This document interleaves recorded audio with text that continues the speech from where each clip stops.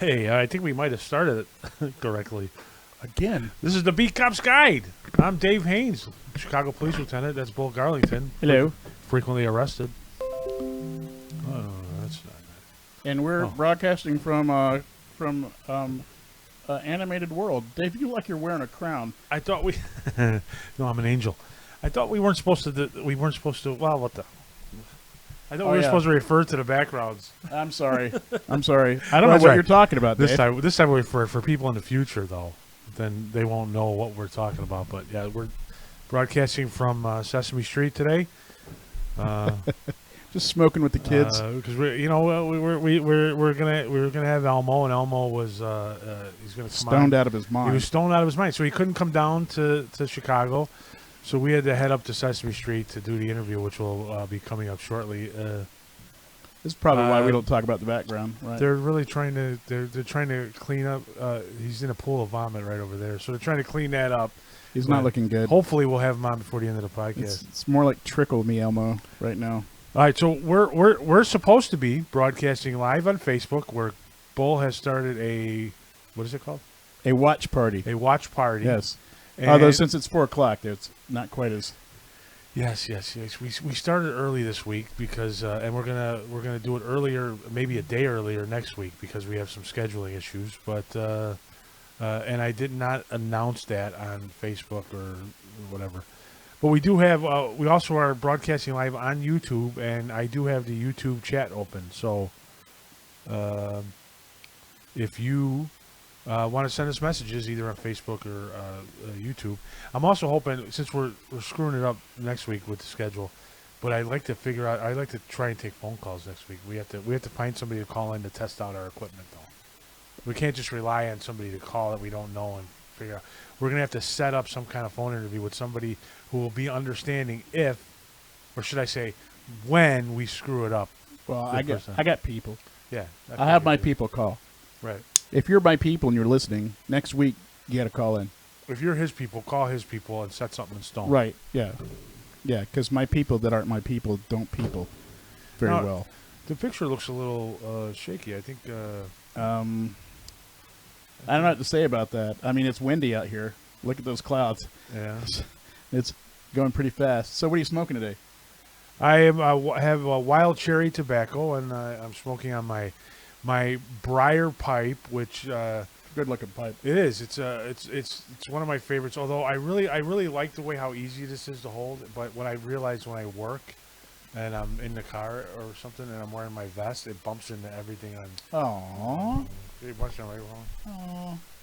But when you're sitting on the couch and relaxing, it's the best pipe because it just sits right in your mouth. What tobacco are you smoking? Wild cherry from Big Mike Cigars. Very nice. Yeah. I'm smoking my new Savinelli Churchwarden. I do this like that. Look how long that is.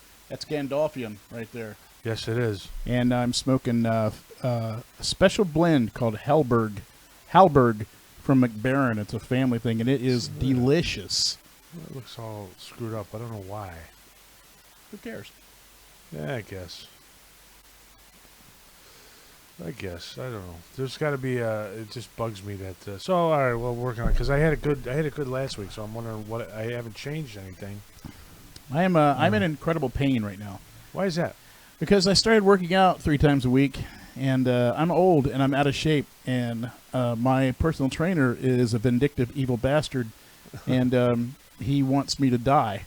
So that is pretty much what's happening. And today he tried to kill me, and I lived. But barely. Wow, congratulations on living. Thank you.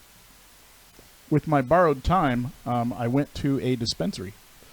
Now, okay. Now you're in pain. Did you? Okay, first of all, what dispensary did you go to? I went to This Sunnyside. This is a weed dispensary. Yes, I went to Sunnyside. It's in Elmwood Park on Grand Avenue, and it's got... Ironically, it's not on the sunny side of the street. It's on the other side. That's actually true. It's on the south side of the street, so it's kind of in shadow. But anyway, so I didn't know what to expect. I've been in dispensaries in Colorado and in Portland, and they were kind of very retail oriented. They had displays. You kind of consulted with I don't know, a weed person And by the way, what do you call a weed sommelier? Some a weed moliere, yeah, a weeder. cannabissier. Somebody will come up with a thing. So they were great. First of all, I want everyone to know. I think it's important that people know that that I don't use marijuana because it does. I react very poorly to it, and so my friends have a standing order if they see me trying to use marijuana to tackle me and not let me do that. But I was buying this for the sake of just doing it, you know. And so I went to Sunnyside, which Rose Pilney says sounds like a nursing home.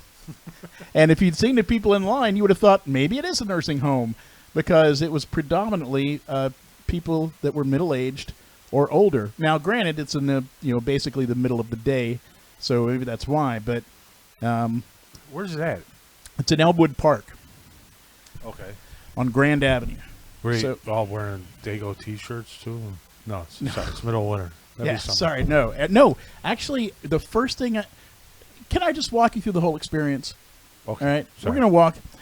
We're gonna go down and meet some people in our neighborhood. I wish we had that theme music right now.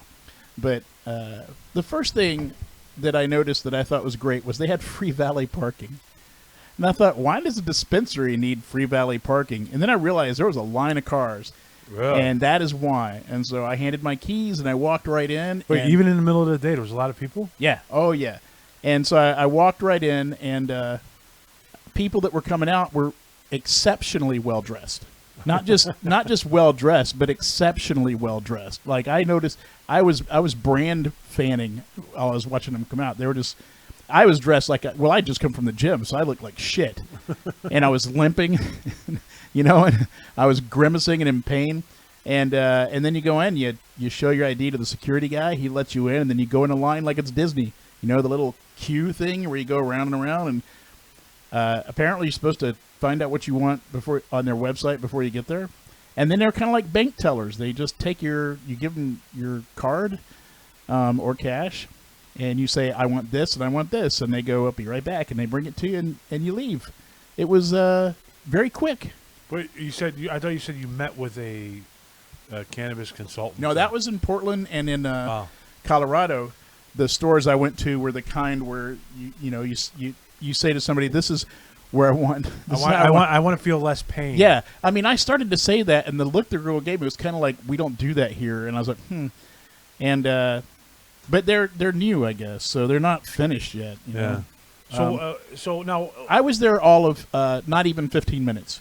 All right, and how many people were in front of you when you got there? 40. Really? Yeah. Oh, that's pretty good. Yeah. I would like to send the post office workers over there for a little training, maybe. How to get customers through a line quickly. I gotta tell you, nothing makes me have line anxiety more than the post office. Yeah, but let's get back to the weed thing. All right, so you said you don't do weed, so why were you going to the dispensary? For undisclosed reasons. But so I bought chef-based key lime pie flavored edibles, gummies, and I bought some sort of liquid. And because I panic purchased. Like when you go to a bar. Liquid in a little bottle with the case? Yeah, it's a little bottle. That's for the vape. No. It's not that. It's you ingest it. It's like a tea. Oh. And so I panic purchased because I hadn't figured out what I wanted before I got there, and I felt the pressure of people behind me, and I was like, well, she goes, well, what would you like? And I go, well, what have you got? And she sort of rolled her eyes a little bit, like newbie, and it was $38 for both of them. Are these all like millennials behind the counter? Or? Yeah, very much, definitely. The people behind the counter were the manager type people were definitely older millennials, and there were Gen Xers at the counter. But they were all super cool and super nice. I saying all this about the person rolling her eyes, but she wasn't really. The customer service was fantastic. Yeah. And they are clearly getting ready to expand. Well, yeah, we were talking about it. I was talking about it at work too, but I was talking about somewhere else, and people were complaining about the fact that the cannabis, they're not getting as much money as they should from the taxes. They're not getting this and that, And I was making a point, and I think anybody who stops and thinks about it would agree with this. The supply isn't up to demand. Yeah. And they're really, with the way that this was rolled out, and this is all due to politicians and politics. You know, there was up until literally the week before weed went on sale, they were threatening to push it back for a week for whatever political reasons. And if you're a supplier, you got to figure, like, what am I going to do? You know, it's a plant. It has to grow. Yeah. It's not like you can just go. Can't get it from China, Right. Yet. So, and the lady who, I can't remember her name, but the lady who was the state representative that finally got weed legalized was talking about it and saying that study, Colorado and other places where they have it, it shows it's going to take about 2 years before everything sort of levels off, which really anybody should have seen coming. It's not like there was a secret or anything. It's just that people, well, they were all stoned. So people just assume, hey, it's legal, let's go buy it. And if everybody goes and buys it on the same day, it's going to run out. Which is literally what happened. Yeah. I was going to go to a place called Dispensary 33, which is close to my house. But wait, really? Yeah. Where? There's one in Milwaukee. I didn't know there was another one up there. There's one in it's in I want to say Lincoln Square, but I don't think that's right. Maybe Ravenswood. It's closer to my house than the Elmwood Park one. But here's the thing: you have to book your time online, and then they text you to let you know there's a slot open, and you have an hour to get there. It's like going to the Geek Squad. It is, but you know why it's like that is because they're that busy. So some people are booking their time like several days ahead of time. Wow. And well, there's 2 other places that are closer than Lincoln Square. There's one at 4700 North Milwaukee, and one at I just realized I was 64. at the gym when I did this. So I was in Ravenswood, Lincoln Square. I forget where my gym is at. Yeah, well, Where's my gym? It's North Ravenswood, I guess. I don't know. Yeah, okay. Greektown? No, the other way. All right, so I might try it. I might. All right. I already asked that question. You're not going to tell. So let's move on to food, because we're supposed to be doing our new schedule this time. I'm sorry. I fucked up. I know. I'm sorry. Sorry, Dave. You have to go clean up Elmo's vomit over there. What? Fuck. Well, now the good thing is you can use Elmo to clean up his vomit. Because now Oscar the Grouch is kicking Elmo. He's essentially a rag, So, and we're not at Sesame Street. We're in Blue's Clues land. Oh, I'm sorry. Yes. That's right. It's a blue dog. Mail time. Steve. Hey, Steve. Shut up. My career's fine. So I was on WGN this morning. Yeah, how's that, Dave? You know what?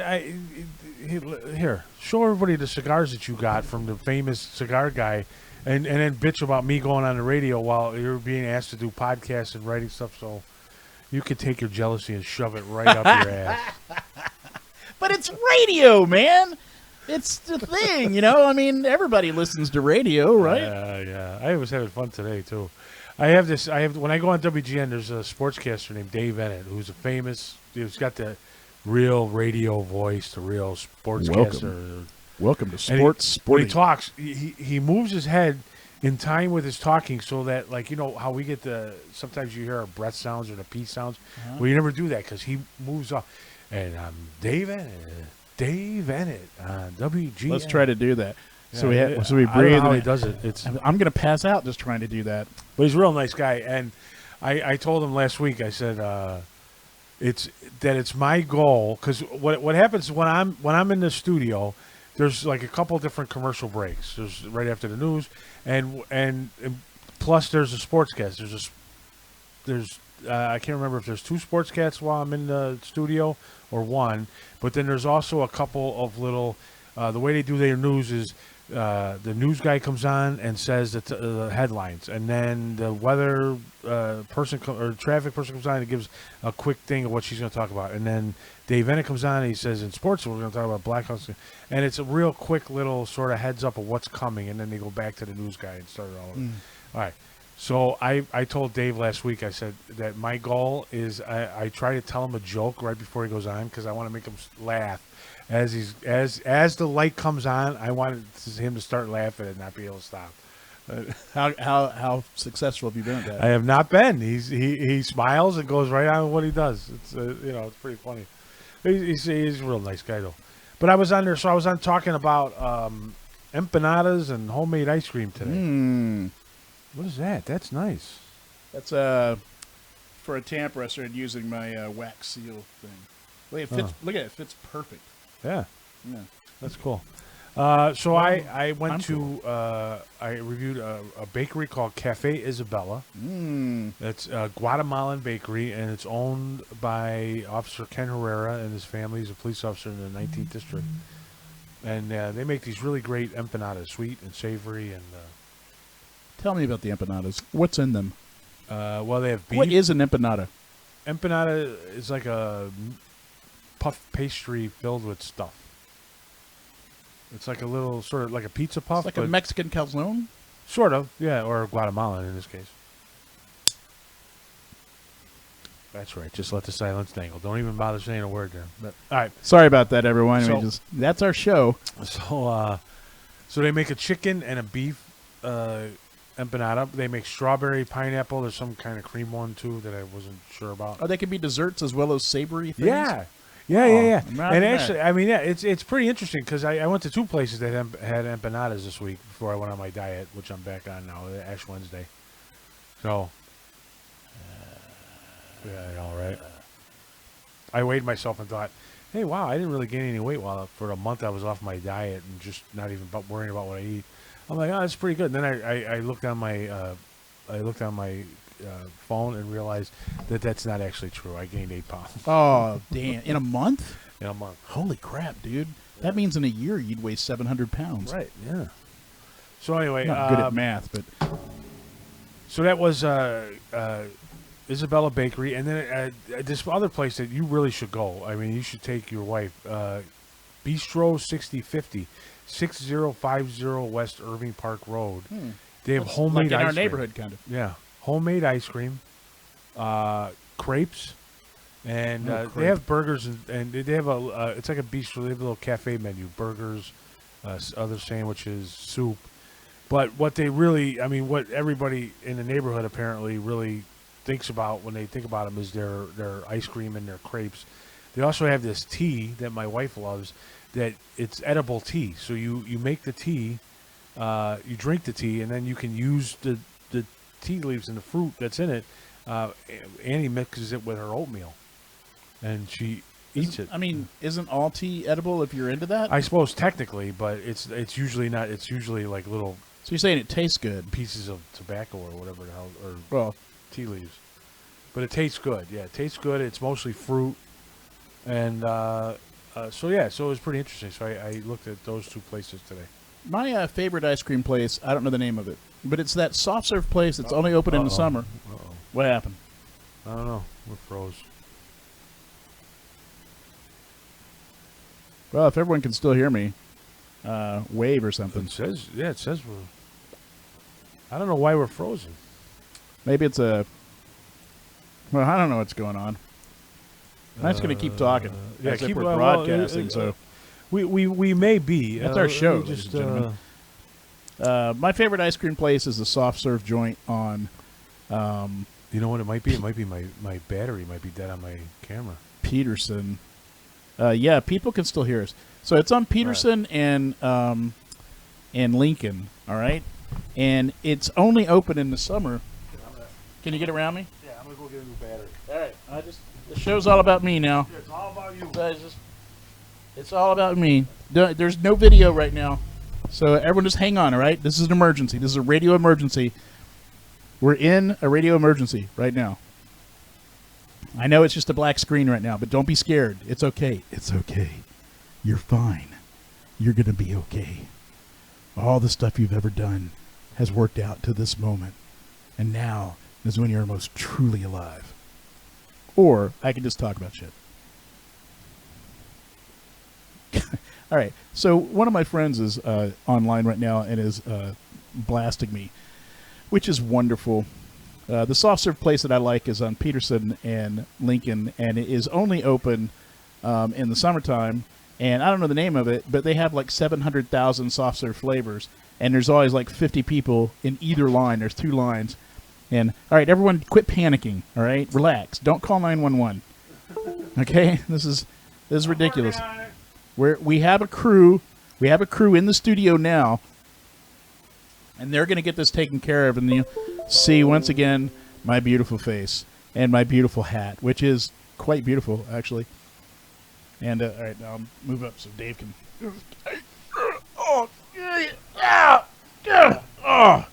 Okay, Dave's back. All right. I think we're... there we go. We're back. Hey, that's us right there. All right. So, sorry about that. I'm exhausted from having to carry the show myself. So what was the place, the ice cream place? I don't know the name of it, man. It's at Peterson and Lincoln, all right? And it's only open in the summer. And you know where the Rabbit golf place is? Oh, yeah. It's a Bunny Hutch. Yeah, it's across from the Bunny Hutch as you're going down Peterson, all right? Huh. I think it's cash only. You know, I don't know. It's like you go back. It's like the 50s. You go back in time. I drive past there a million times a day. I don't remember. You know where the Bank of America is right there? It's literally across Peterson from the Bank of America. Fantastic soft serve place. Well, check it out. Sorry about the technical difficulties. You know what? I usually I have 3 batteries, and I keep 2 of them on the charger upstairs. I used my camera last night, and I was messing around with it, and I almost always change batteries. For some reason, I forgot. There's always something. If you join us on the Beat Cops Guide, something will go wrong. That's right. It's like it the broken Beat Cops Guide. You should watch us just like you would watch the Daytona 500 just to see the crash. Right. Meow, meow. All right, so... Anyway, I got nothing left, so right, thanks for tuning in. Bistro 6050, though, makes homemade ice cream. When I was growing up, we went to a place called Ideal Candies. What a name. Ideal Candies? Yeah. And they made homemade ice cream and candies. And so going to a place like this where they literally... This woman, Roselle, invents flavors. The guy, Chris, is French, and he has a heavy French accent, and his wife... Roselle is Vietnamese and just looks like a little porcelain doll, and it is first of all a strange couple to see together, but it's also funny when they're there together because he's just like our size, bearded French guy, and she like yells at him and stuff, and she's in control. She's is she yelling French or Vietnamese or both? All That's 3. fantastic. And English. That is fantastic. Yeah. Vietnam was occupied by the French for some time. Right. And so there's a huge French influence in Vietnamese food. And some of it is really, truly amazing concoctions. I used to go, me and Annie for years went to, there's a French restaurant in the Edgewater Beach Hotel we used to go to for New Year's Eve. And I don't know if the restaurant's still there. Mon Ami Gabi? I don't know. My friend that we used to go visit. What's the matter? Oh, my God. Oh, my God. The dog just came down and peed. Right on the floor. Well, he looked like he made eye contact. I know. That's just wrong, man. At least look away. Here's what I think of your podcast. Yeah. Oh, sure. Man. Come in the room where we are. Little pissant. Thank God it's a tiny little dog. And now he's looking at it like, what did I... Oh, some more. Okay, thank you. Wow. Thank God that no one can see this. Oh, my God. We should turn I got to walk there. Yeah, try and walk around. I can't get out. One thing, she's a small dog, so... You need a dog door, dude. I'm telling you. Well, this dog will not go out unless you... What we really have to do, and I'm the only one that does it, is pick her up and put her outside until she gets in the habit of doing it. But since I'm the only one that does it when I come home at night, then it's, But anyway, all right. Tough being a single parent, Dave. But yeah, the Edgewater Beach Hotel. You know where it's at? It's over at Bryn Mawr and the lakefront. If you're in Chicago and you're driving down Lakeshore Drive, it's the big pink building on the northern Lakeshore Drive. That's the Edgewater Beach Hotel. And for years we went there on New Year's Eve, but my friend has now passed on, so we haven't done it in a long time. So I don't know if that restaurant's still there, but it was a great French Vietnamese restaurant. Cool, man. Yeah. All right, so I got some topics. Do you have any topics? I worked so hard this week. Yeah. And then worked out. Shut up, man. My job is hard. Fuck you. Do you know how hard it is to come up with words? They've all been used. I know. It's so hard, man. All right, so Now I'm all spent. I used all my words to yell at you, and I don't know what to do now. But I worked really hard this week, and I worked out really hard this week, and I swear to God, I am absolutely spent. I am literally physically spent. I just want to sleep. After we're done with the broadcast, I'm just going to lay down in the dog pee and sleep because I'm too tired to go home. I can't go up those steps. What about too tired? What about videos? You watch any good new videos we haven't talked about? I have one. No, I was on the Great Lakes Smokeout podcast, which I'll probably link to or something. And I told a fecal matter story. And I did a bunch of prank phone calls because their phones weren't working. So whenever I called them, I went on voicemail. So I did prank phone calls when I did that. That was a lot of fun. And I was at Arlington Pipe and Cigar for the Ace Prime Cigar Unraveling event and picked up some cigars. And Dave's got a couple right here. The Pichardos, very, very good, by the way. They're super good cigars. And then I bought this pipe. Wait, what am I talking about? Videos. Yeah. No, you know what? I worked in the living room this week, so I watched TV while I worked. But I watched old shows. I watched Sherlock again. Yeah. With Bemberback Spumbergatch. Okay. Well, I wanted to talk about Hunters. I'll talk about that in a second. But before, I wanted to refer back to last week. We talked about Sex Education on Netflix. Such a good show. And I had said that I hadn't gotten past the first scene. Because I didn't get past the first scene because it looked like porn to me, and I'm like, oh, I don't want my wife to see that I'm watching this. You know, I mean, what was the first scene? I don't remember. Where there's a couple of teenagers in the room when their parents are downstairs, and they're talking. I mean, just going at it and very, blatantly, very graphically. Yeah. So I didn't get past that scene, and I mentioned it to Annie. So here's the thing. I mentioned to Annie, and then we go out to dinner, and she goes, I watched the first couple episodes of that Sex Education. I go, are you serious? I didn't watch it because I was worried what you would think about me watching it. No hesitation. She watched the first couple episodes and was telling me how some of it was interesting. So I'm laughing about that at work, and I said it at roll call, and then this woman literally calls me up and goes, my husband and I you got me thinking about this show. My husband and I went and watched like the whole first season. It's really, there's not as much sex as you think, and it's a really good show. So now I have to watch it, but it is an absolutely brilliant show. Absolutely brilliant. I mean, there is more sex than I like in a TV show because I'm anti-sex. I hate sex. Sex is terrible. Nobody should do it. It's an awful thing, and it's against God, and Jesus hates you. But still, there is a lot of they literally, the sex stuff is always actually. If you pay attention, it's actually educational. Although a lot of it is about gay sex, and I don't really need to know that. But because you know all there is to know. Thank you. That's not where I was going with that. But, well, now I do. And it's really about friendships and relationships with your parents. It's all the same stuff. But the premise of the show is there's a kid, and his mom is a sex therapist, and the kid ends up he hears her give advice. And at school, he ends up becoming like an accidental sex therapist for kids at school, and he starts making money doing it. Right. My wife was telling me that, and she's explaining that this kid has, he's kind of a loner, no friends. He's kind of an outsider, which is typical in. He has one friend. All right, typical in any show where you have this kid. And I was just thinking that when I was in school, and maybe things have changed now. When I was a youngster, back in my day, back before '01, if you had a parent who was a sex therapist, you would be one of the popular kids, I think, in my school anyway. I don't know. I mean, I went to high school in rural Alabama and rural Florida, They didn't even wear shoes. And crazy California briefly. And I had a lot of different experiences. And I got to tell you, I wouldn't have told anybody that my parent was a sex therapist in any of those situations. Although Alabama was by far the worst. I suppose rural Alabama. But do they have sex therapists in rural Alabama? I mean, I don't think Do they they do need them? They have them on the farms Well, do they to need help the cows Yeah, conceive, but no. and I'm sure they just offer offhand advice. Hey, listen, I know you only work with cows, but I have a yeah, question. I got a question today. So, I wonder if they actually. why is Mary Mazurowski so confused? That's what we should do. We should write We a should story. give sex therapy? No, write a story where you're a rural. What are those people that do that with cows and stuff? Are they called sex therapists? Bovine sex therapists? I think they're called veterinarians.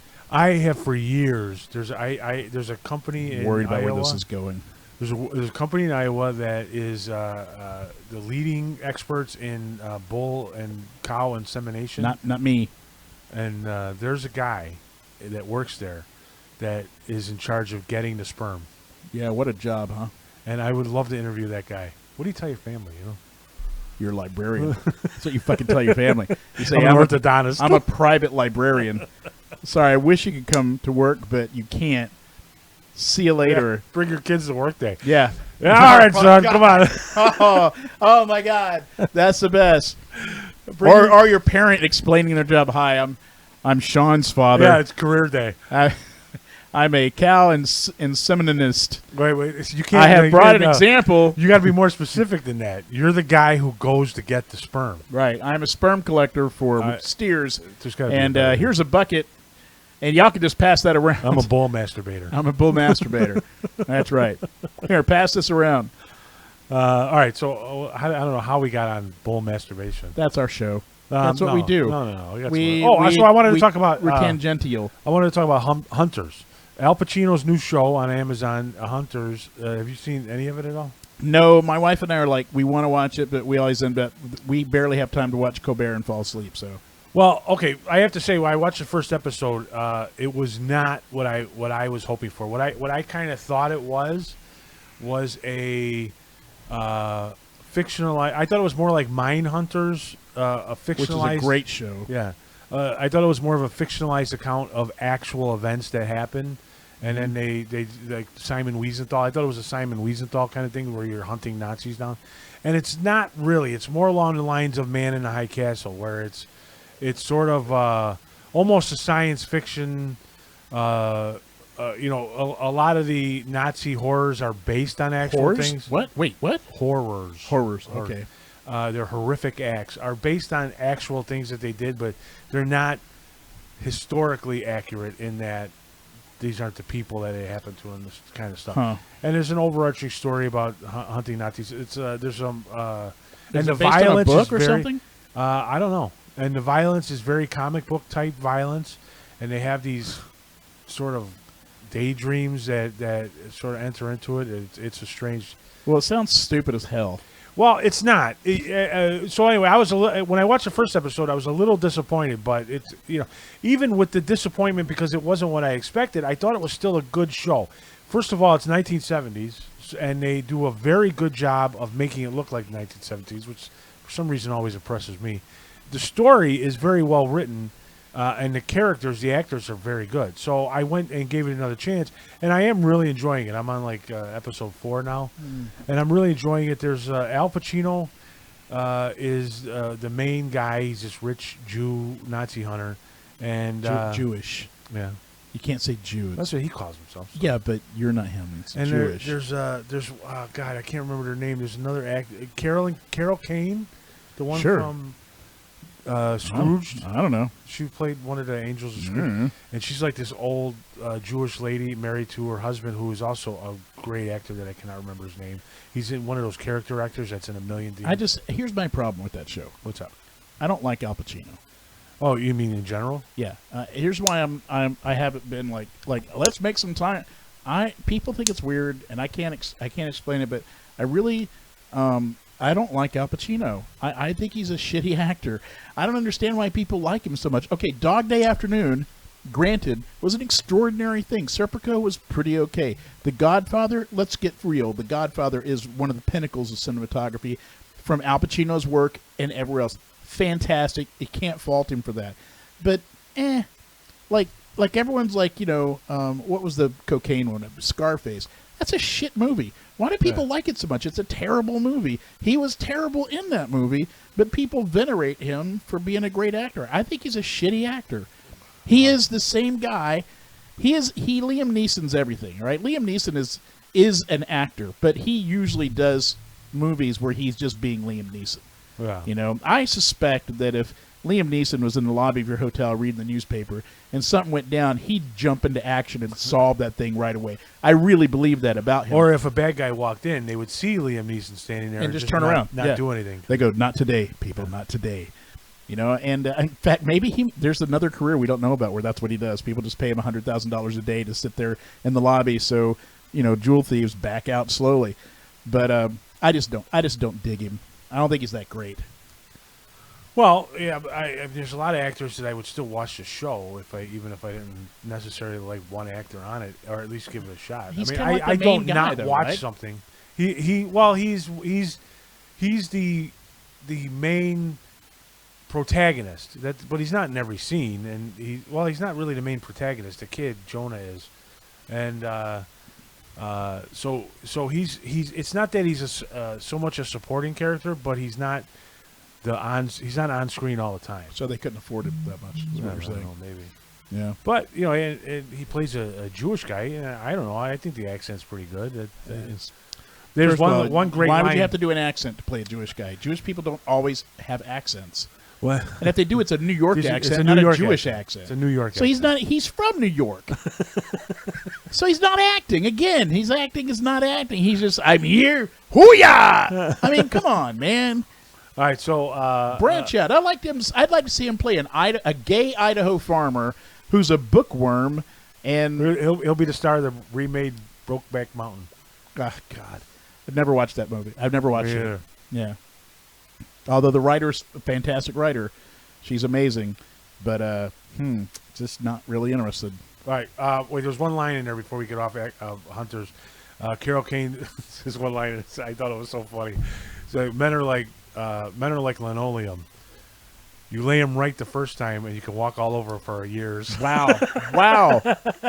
First of all, accurate. Yeah. All right. First of all, accurate. So yeah, I get that. I've been watching old movies because I'm always doing the film noir research for the stuff that I'm writing.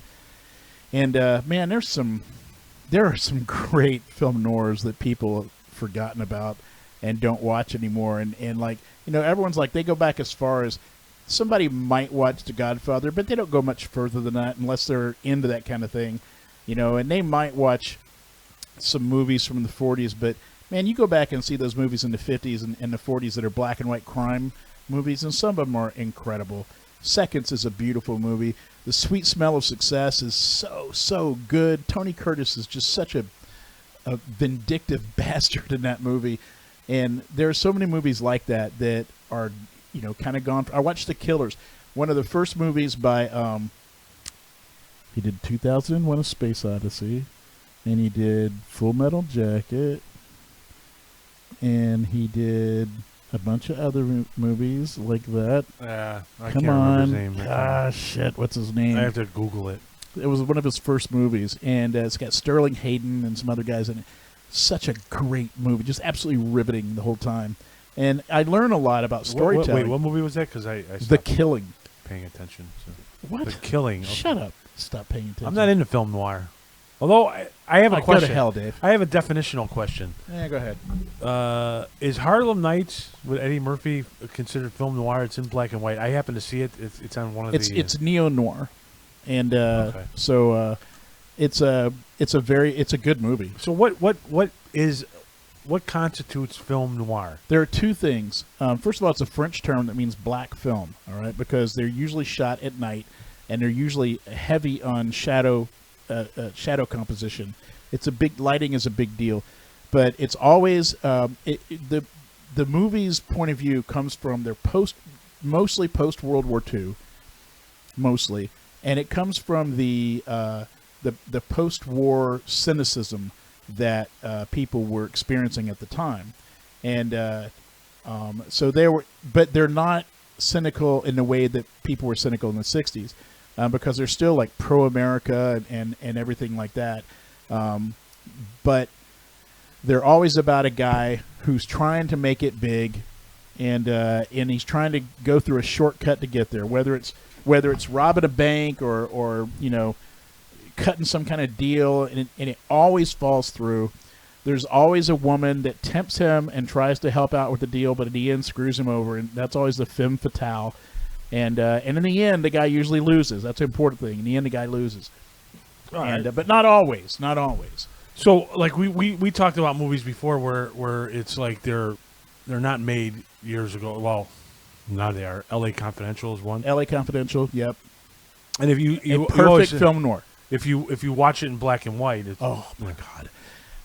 My family. I have a Motherless setting on my Brooklyn. TV where I just, when I'm watching some of these movies that are neo-noirs that are made recently, I just back them up and put them in black and white, because I have a fantasy about that period of time. I really love that period of time.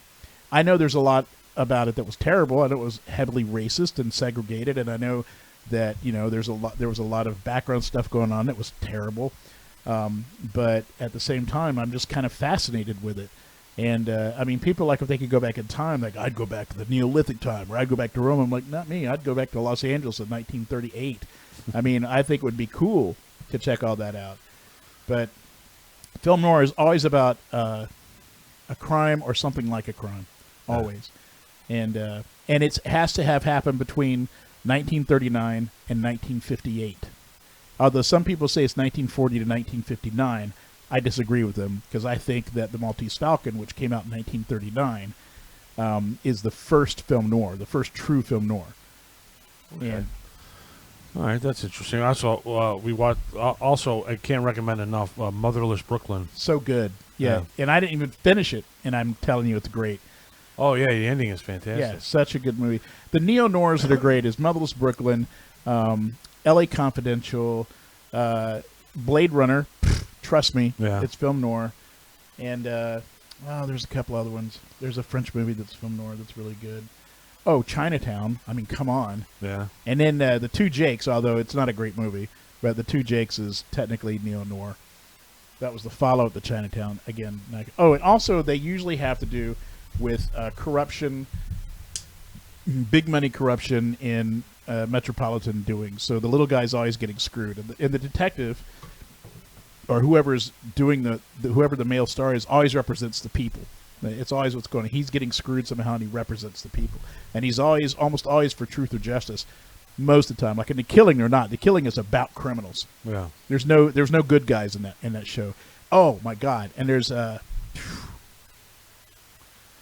end of The Killing. It is so good. And I don't give a shit about spoiler alerts. If you haven't watched it yet, tough crap. Well, it came out in 1942, right? The guy, 1950, I think.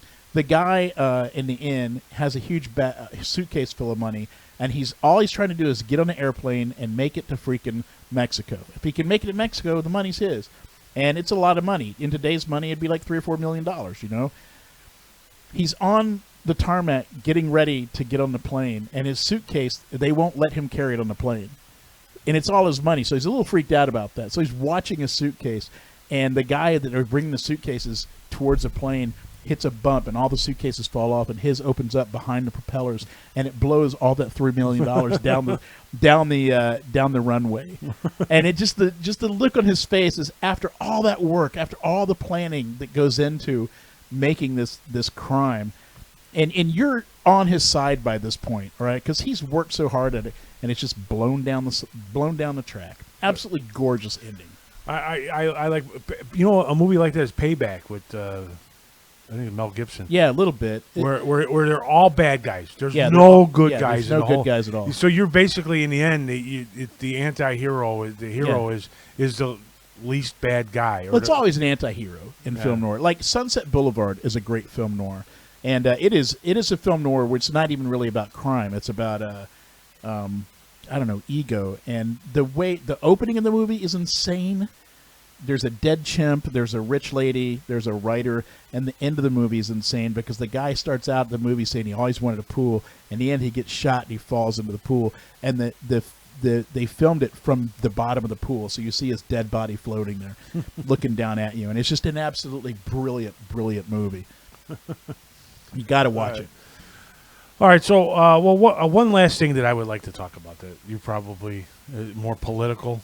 Whatever. All right. Did you know that the Chicago Public Schools have decided to change Columbus Day to Indigenous Peoples Day? I think that's a good thing. I don't. Why?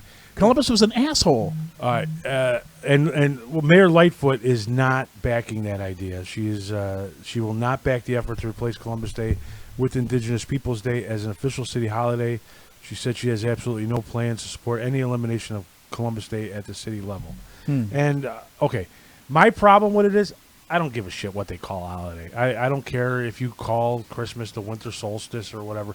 Every generation can name the shit whatever they want. If they want to change what their parents did and whatever. My kids are about to be out of school, so I don't care. Except for the reason why. That's what really bothers me. It's why they want to change it. And the Chicago Board of Education... Columbus, right?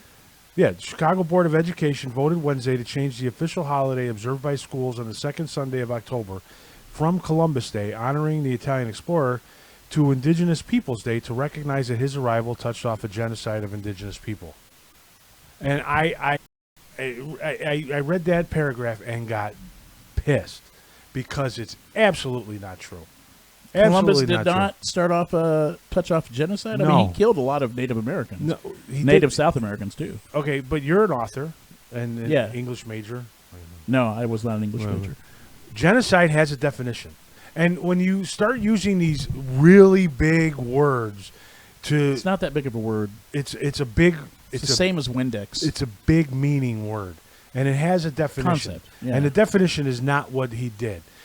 A genocide means you deliberately tried to wipe out an entire race. Columbus did not. There's no evidence for it. Never has been. Even the giving the Indians blankets with smallpox was always considered an accident. It wasn't something that he gave them. Here, you know what we can do? Let's he didn't these give blankets. the Indians small. That was somebody else. All right, well, whoever. But that's the indigenous peoples. Most of them died from that, and from Europeans coming over here and bringing diseases that they had absolutely no defense against. The Indians, the Native Americans, had no defense against these diseases because they had never had any contact with these people. This is back in the 15th century. There was no medical. They had no idea they were doing it. It was not intentional. It was not deliberate. So to say that Christopher Columbus touched off a deliberate genocide is totally untrue. And so it just bugs me when you hey, you know what we want to do? We want to change the name of if the CPS decides they want to change the name of a holiday, then that's fine. But if they decide they want to change the name of a holiday because of a lie, then that bothers me. It'd be like saying, well, we want to change Martin Luther King Day to somebody else's day because Martin Luther King was a communist. No, he wasn't. So why? What? Depends on who you ask. Well, all right. I'm trying to think of something else. Then you know what I'm saying? I'm saying some beloved character. Now, Christopher Columbus is beloved in the Italian community. Although, I mean, I'm Italian and I never cared. But you know, some people do. It'd be like Casimir Pulaski Day because he didn't treat his wife nice. Well, you don't know that. So, why would you change a day for a lie? That's what really bugs the shit out of me. So. Anyway, I saw that story, and it really kind of pissed me off. So if it's not genocide, fine. But he did do he did exploit the Indians pretty hard, and he kidnapped a couple of them, and there were some skirmishes. He killed some, and he did write in his journal, with 50 men, you could subjugate all of them. Yeah, but so did, that's the way the world was back then. It's not like the Indians didn't kidnap white people to try and figure out who the hell they were. And, there's a lot of stuff about how they bought land for beads, and that's how terrible that is. That was what was valuable at that time. Not to the people that were buying the land. No, but to the people who were getting the beads. Well, then they took advantage of them. Why? Because they gave them something they wanted for something they wanted? I mean, isn't me giving Dominic or Mariano's $100 to buy groceries to them taking advantage of me because they're giving No. me food for these. That's not the same thing. For this paper stuff. That's not the, that's It not is. analogous at all. It is. It's No, it's because not. they gave the Indians what the Indians had no understanding of economic science or the economy of the people that were spending the money. And that is an absolutely racist statement. It's not a racist statement. It They did is. not know. You're saying that what we believe, when I say we, I say Europeans who came here, believed was valuable is what was valuable, and what the Indians believed is valuable is only because they were too stupid to understand what was really I never valuable. said they were stupid. You just said they had no understanding. I didn't say stupid. I said right, they didn't understand it. They Ignorance. weren't stupid. They were only ignorant in the sense they did not understand how the economy of the new world worked. They didn't understand. The old they world. didn't. Well, to us, it's the old word. At the time, it was okay. Yes, the old world. So they didn't understand how what they were selling their land to these people for was not actually valuable to those people. So it'd be more like if you went to Marianos and Marianos had just landed here from, I don't know, a country that had never known anything and said, well, if you give us 2 leaves, we'll give you everything we have. And you giggled and said, sure, here's 2 leaves. That would be you taking advantage of them. That would not be you engaging in honest economics. But it's honest in the sense that you say, I want to buy this land from you. What do you want? I want these beads. Okay, here's these beads. Okay, give me them land. It's a question of that's what the market will bear. That's what they wanted. That's what their understanding of what was valuable to them is what they wanted. Which so you just don't makes think a lot of sense. that the Indians were exploited by that? Not by that specifically. I do think that the Indians obviously were exploited and their land was taken away from them. But I don't think it was Columbus's fault. It was the fault of, Do you think Columbus's activities as an explorer warrant a holiday? Well, that's a whole different. Or do you disregard in favor of having a holiday? Would you disregard Columbus's actions that were less than noble? Yeah, I would disregard his actions as less than noble. I have to say it's a whole separate conversation as to whether we should have a holiday for people, for explorers like Columbus. I mean, just like we have Casimir Pulaski Day in Chicago, if you're listening to this outside of Chicago. I don't understand why we have a holiday for Casimir Pulaski. I mean, there's a lot of political reasons why these holidays were started. All I know is he was a Polish general. Yeah. Yeah, but he wasn't from Chicago, and he wasn't. And we have a city holiday where schools are closed for Casimir Pulaski strictly because we have the largest Polish population outside of Warsaw, and actually our population is bigger than the Polish-speaking population of Warsaw. So it was obviously a political move to create this holiday. So it was Columbus Day. There was a huge Italian influence back when Columbus Day, and there was a political move. And like I said, if you want to get rid of the holiday, I'm fine. I just don't like the lie that we have to get rid of a holiday because he started a genocide. No, he didn't. If you want to say it's not worth having a holiday for Columbus and we should celebrate the Native Americans, then that's your choice. I whether I agree with it or not, whether I would vote against it or for it, really doesn't matter. But it's at least a legitimate argument. I think that this is not a legitimate argument. How do you feel about Confederate statues? It depends. Well, it depends on the statue, but I also, I most don't of them care. are from I think generals it's a and stuff. local. I think it's a local issue, and I think that the people in that town should decide. And if they want to get rid of it, then that's fine. Confederate statues. I don't know. I mean, I'm kind of a Civil War buff. Confederate statues were put up by the South to basically change the arguments of what the war was about. I understand that. On the other hand, if you lose a war, you're going to have to figure out some way to make it easier to bear. So I mean, I would say that's a local issue. I don't think we should have them here. Let me put it that way. I would be opposed to putting up a statue to Robert E. Lee in Grant Park. You know what I mean? So I think so would Grant. I'm also opposed. I'll tell you something else. We have a park in Chicago, the Gold Star Memorial Park, that honors police officers that have been killed or catastrophically injured in the line of duty. In that park, because it was there when the park was formed, is a statue to Balboa. And by the way, I was absolutely all in favor of renaming Balboa Avenue to Ida B. Wells, and because Balboa was a fascist who, they created statues because he flew. He did a great feat of aviation back before World War II, but he also helped Benito Mussolini get control of Italy. So, I mean, I don't like the fact that statue's there. If I had a vote, I would say get the statue out of there. If I would have had a vote, I would have had. I'm all for Ida B. Wells, although we already have a Wells Street, so I kind of think we should just name that Ida B. Wells Street. But you know, somebody on our feed says, "Don't take Jackson out of Jackson Square in New Orleans. Take the rest." I don't care. That's actually a relative of mine named Joe Garlington. And well, now see again, that's a local thing. Jackson. Jackson Old Square. Hickory Stick. Yeah, I'm also a big Stonewall Jackson fan just because of the way he fought and the way he lived. Now, the way he took all the Indians and put them into reservations. No, that was. Wasn't that Jackson?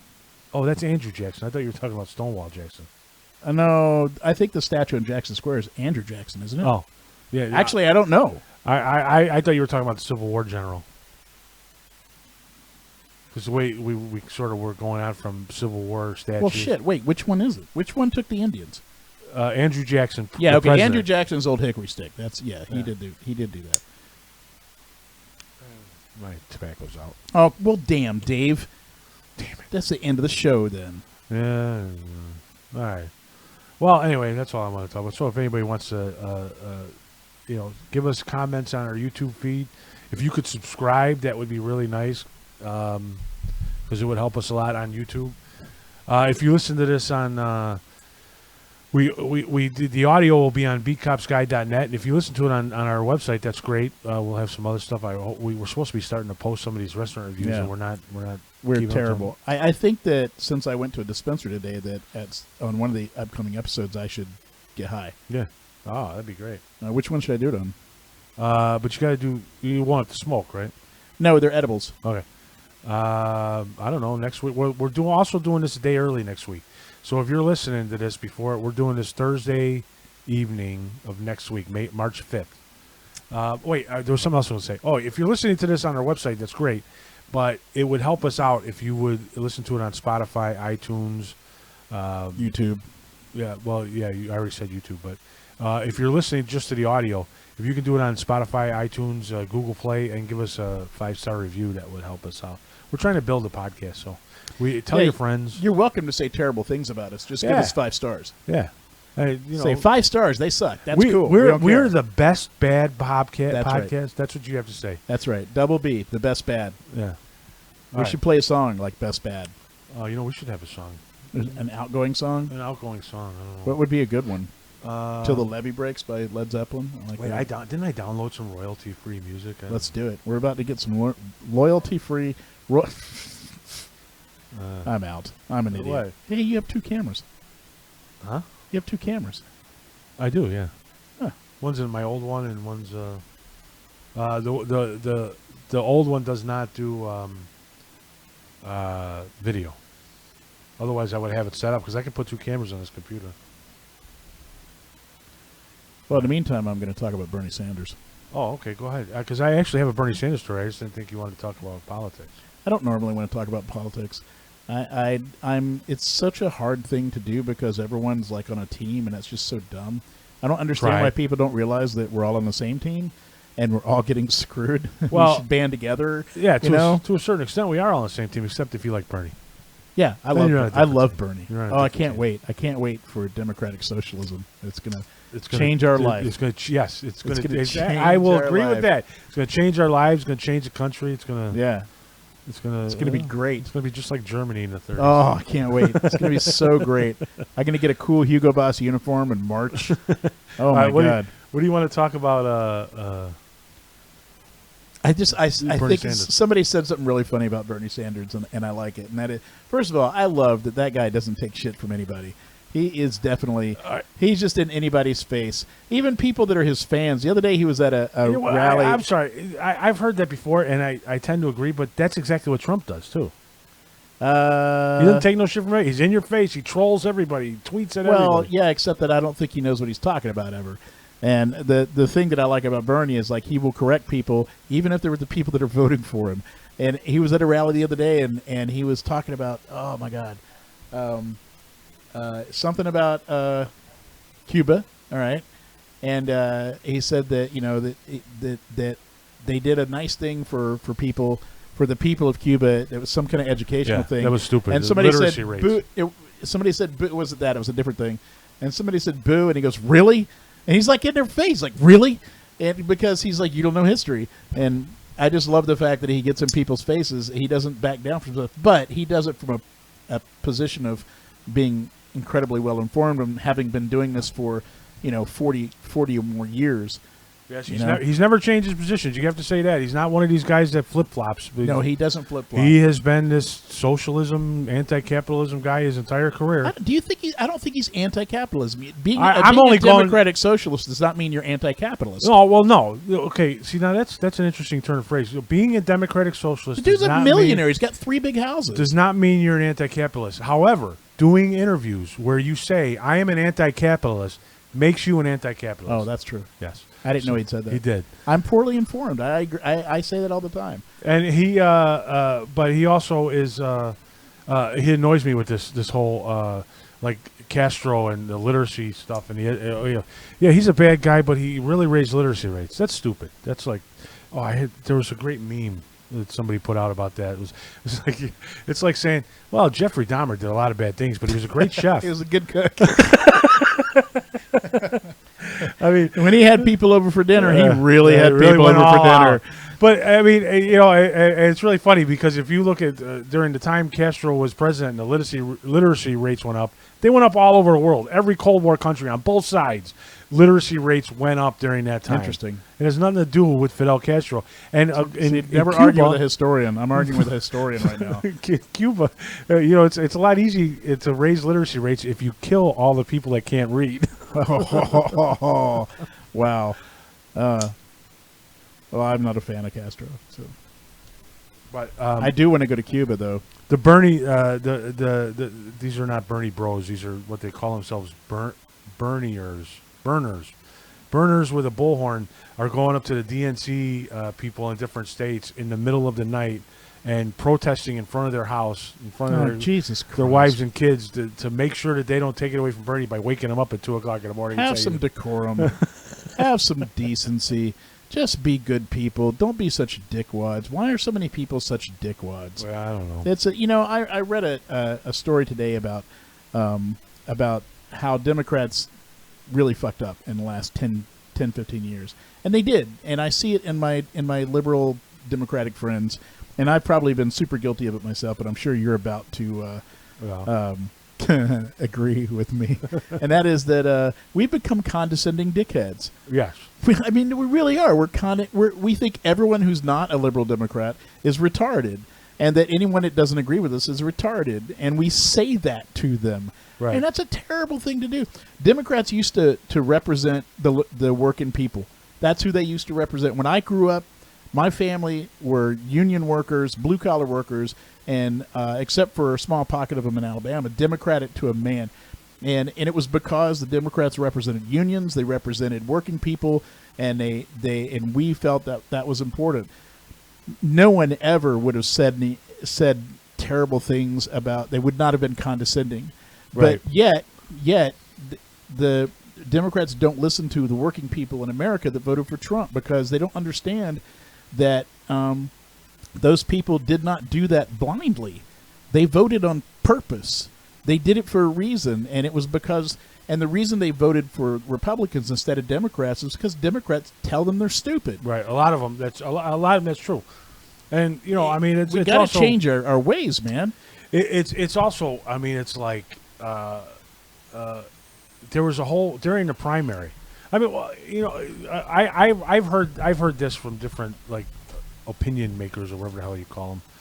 Dumbasses. I hate them. The idea that back in 2000 when Mitt Romney ran against Barack Obama, Mitt Romney was the most milquetoast Republican you can come up with, a decent guy, this and that, and he was made out to be this horrible, the next best thing, the Hitler thing, racist, misogynistic, killed people.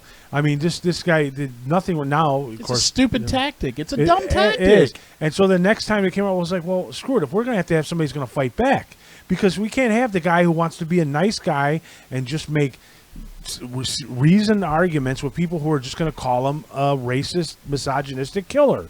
And if you're going to call them that, then you're going to have to find somebody that's going to fight back and say, no, I'm not, and this is why, and stuff like that. So that's what.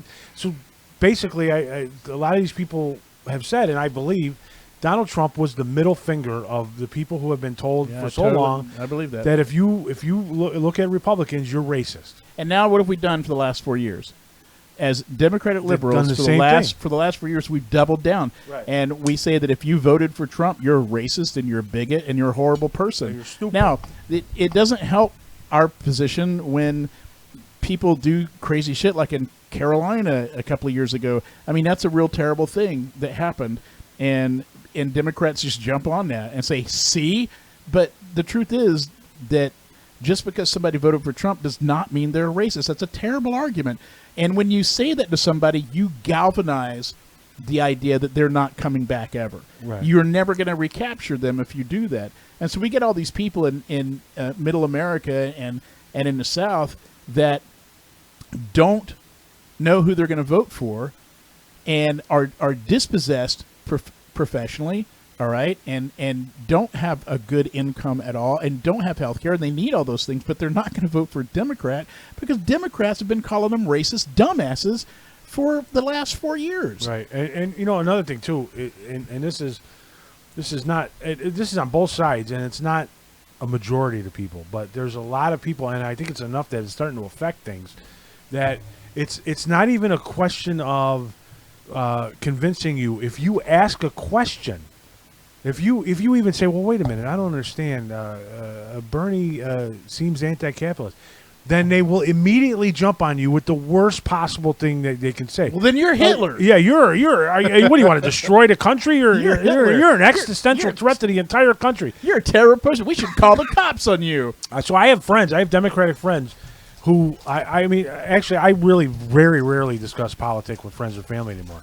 And people have been taking that as the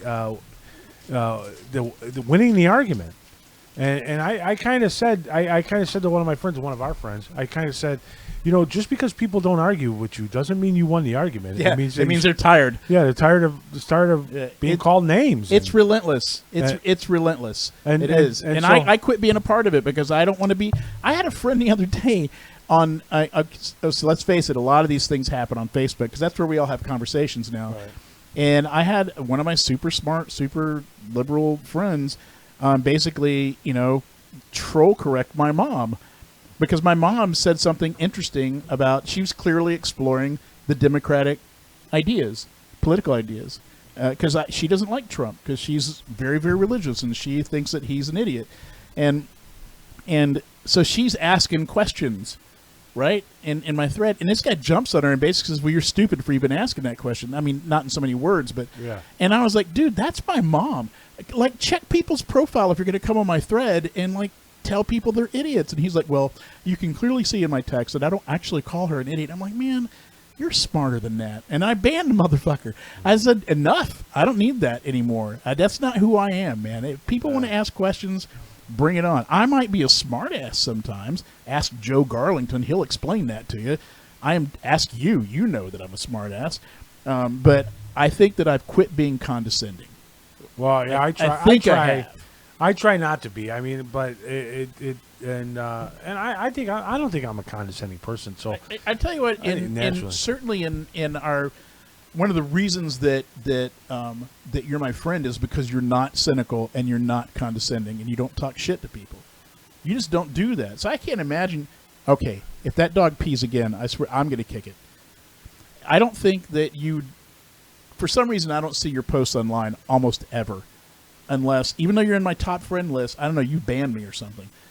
I don't know. I very rarely go on Facebook anymore. Well, the other day it was funny because pisses me off. I've had to ban friends. I had a guy. There was a retired policeman who would get on, and he was a liberal, but I mean, I always liked him. I always got along with him. And when he retired, he got on and everything started being political. But it wasn't just that his politics were different. It was that he would call everybody names, and I would be like, "Listen, can you please not?" What the? Don't do it, dog. Don't do it, Riley. No, don't do it. Now he's going to shit in your kitchen. calling people names. I mean, and just vicious names. What the hell's I ended up defriending him. I'm like, I don't need this. I go on Facebook to keep up with my friends and family, not to be abused or see. People don't understand. Your thread on Facebook is like a room in your house, and you've invited all your friends over. Yeah. And so your friends and your family are standing around in that room. And if somebody comes in and they go, well, you're a racist pig, you're Hitler. If that happened in a room in real life, you go, Ray, you got to go home now. Yeah. You can't act like that around my friends and family. Don't be a dick. Be decent. Why people can't do that on Facebook, I don't understand. And it ruins. I mean, I no longer think that that's what got the country divided. I think we're just divided. We've always been divided. But it certainly has not helped. Well, hey, let me ask you a question, because I've been having conversations with people about it's coming down. It's looking like it's gonna, the Democratic primary looks like it's gonna be between Bernie and Biden, and so I hear a lot of my Republican friends going, "Oh, I hope it's Bernie. Bernie can't beat Trump. It's gonna be great," and I always get into an argument with them. I'm like, you know what? I'll tell you something. If you really want to look for the Republicans to win, I think you want Biden to win. And here's my reasoning. And tell me if you think this is right. The Democratic Party, if Bernie wins the nomination, the Democratic Party does not want him to win the nomination, I don't believe. The old party. The old guard. Because they're billionaires, that's why. Well, I don't think they want him to win. But I believe if he does win the nomination, they're going to end up. It's going to be like Trump. He's an outsider, just like Trump was. The establishment doesn't want him, just like they didn't want Trump. But in the end, most Democrats, there'll always be some never Bernies, just like there's never Trumpers in the Republican Party. But most Democrats will side by Bernie, and I think in the end he will pull the party together. Whereas, and tell me, this is the part. Tell me if you think I'm wrong, because you're a Bernie fan. If Biden wins, especially now that Bernie's been ahead for a while, and this is where he's might start making a comeback. If he comes back and he wins, I believe that the Bernie bros and all the people that support Bernie, the real hardcore, which is like 10-15% of the Democratic Party, are going to say, fuck you, we ain't voting for you, and stay home. I don't know. And hand the election to Trump. I don't know. It's tough because they don't like the fact that the DNC seems to be very mistrustful of Bernie. Well, yeah, and I think it stems from last election. They really looked like they took it away from him. Yeah, well, I think they did.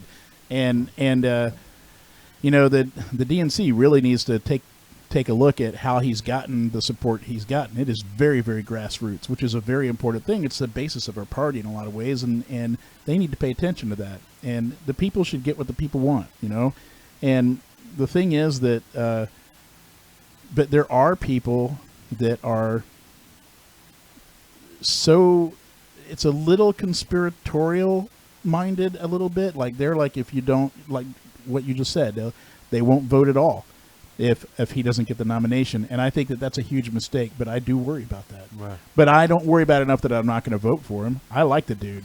He represents me in a lot of ways, man. I'm more curious as to what's going to happen if he loses, because I think there's I think the deck is stacked against him at this moment. I think that's what I meant to talk about. First of all, if you like Bernie, you probably don't like Biden a lot. Right. I don't like Biden. I think Biden's a nincompoop, and he doesn't strike. He strikes me as very charming in some ways, but he does not strike me as being a person who is nuts and bolts politically savvy. And I say politically, but I don't even mean politically. I mean management. We need somebody up there that does management work, like nuts and bolts on the ground, administration work from the executive office. That's what we really need in there.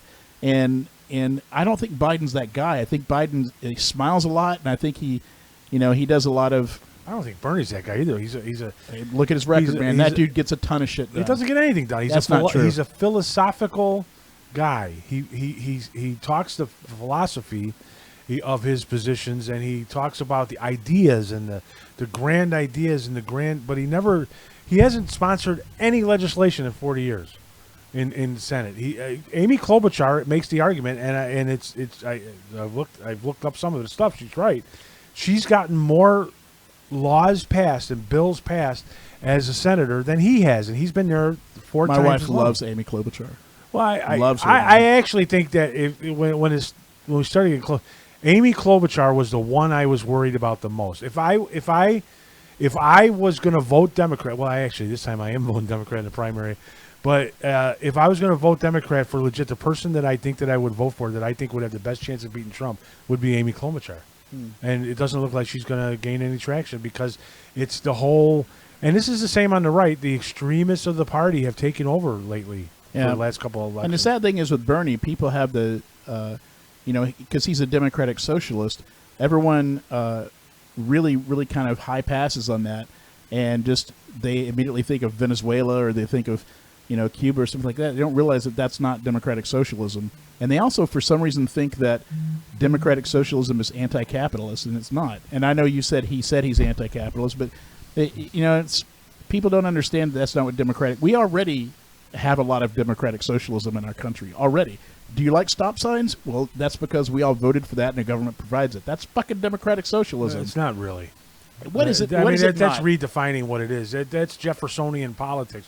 What we do with the when we get together and we vote, it's to vote on something for the Commonwealth, and the idea that is it's democratic. It's not socialist. All right, fine. I like Bernie because he's a nice old grandpa. He's a cranky old grandpa that just wants you to be healthy and get paid well. And I'm like, why is that fucking radical? Why is that radical? Why is it radical to think that people should be healthy and get paid well? It's fucking America. My grandfather fought union battles, with guns and stuff, so that we could have a 40-hour work week. I mean, come on, man. This is what America is about. Do we not remember that? You don't remember the Haymarket Square? We're in fucking Chicago. People used to fight for working people. They used to. Haymarket Square was anarchist, but I understand that. But I also think that lately, especially the Democratic Party, it's the working people that end up getting screwed. It's the middle class. I hope they fucking figure that out. That's why I think that if Bernie wins, I think those people will vote for him, because he very clearly champions working people. He really, really does. And if you look at where his money comes from, it's small donations all across the United States from working people. Yeah. Most of his donations are between $20 and $40. Well, we'll see. I like it. What do you got? South Carolina tomorrow, Super Tuesday on Tuesday. By the time we get back Friday, we will either have a real horse. I believe we'll either have a real horse race between Biden and Bernie, or Bernie will have run away with it. By next week, we'll know. Joe Garlington says he loves us, but he should know that we almost never talk about politics. We don't. Yeah. We don't. Because Dave is a... Although, okay, I've been meaning to do this every month or so. So, okay, now looking at it right now, what do you think the chances are that Donald Trump gets reelected? I think they're 50-50. I think actually, because of the coronavirus, I'm lowering mine to 50-50. Yeah.